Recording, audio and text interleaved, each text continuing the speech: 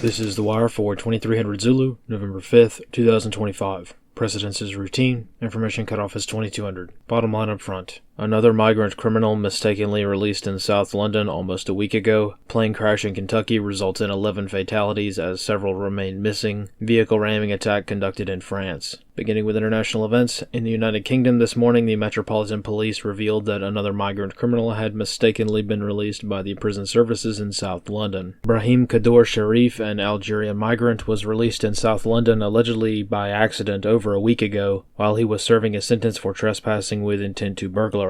Some sources also claim that the fugitive has a history of sexual offenses, and the Metropolitan Police claim that they were only notified of this mistake yesterday. In France this morning, a vehicle ramming attack was carried out on Ile de la Ronde, a small island tourist destination on the west coast of France. Many people were wounded after an attacker deliberately drove his vehicle into a crowd. 2 people remain in critical condition and 9 others were wounded during the attack. The assailant has not yet been identified, however, locals state that he was known to local police. On the home front, in Kentucky, overnight the casualty count regarding yesterday's plane crash rose to a total of 11 fatalities as several people remain missing. As of this morning, the fires are mostly out and firefighters remained on the scene throughout much of the day. The main structures that the plane crashed into on the ground were the Ford Auto Factory as well as UPS's own logistics hub that serviced the airport. As a result, this major regional package sorting facility will be offline for some time.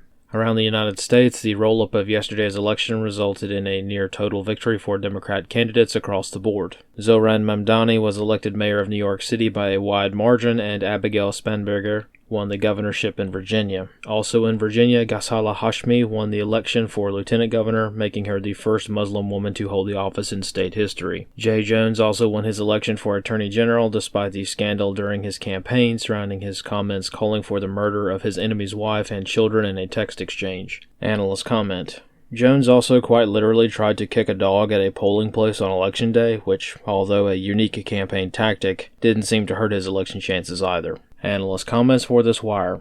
In the United Kingdom, the most concerning detail of the second migrant release case is that this release took place on October 29th. Per their statements, the Met only found out about this release yesterday afternoon, almost a full week after the criminal was released. This situation was also made worse by comments made, or rather not made, during the Prime Minister's questions session in Parliament yesterday. Deputy Prime Minister David Lammy was hounded by a few MPs for refusing to answer the question of whether or not any more migrants had accidentally been released since the Kabatu case came to light. After his refusal to answer this question the first time, this ballooned into him being pressed again and again, resulting in him refusing to answer this simple question roughly half a dozen times. At that moment, it didn't make much sense as to why this level of resistance was offered up by Lammy, or why he became so belligerent at this specific question being asked. After all, he could just say, "Not that I'm aware of," and move on, no big deal. Instead, he became quite belligerent to the point that this may have been the indicator for something else. Consequently, this morning the picture became more clear.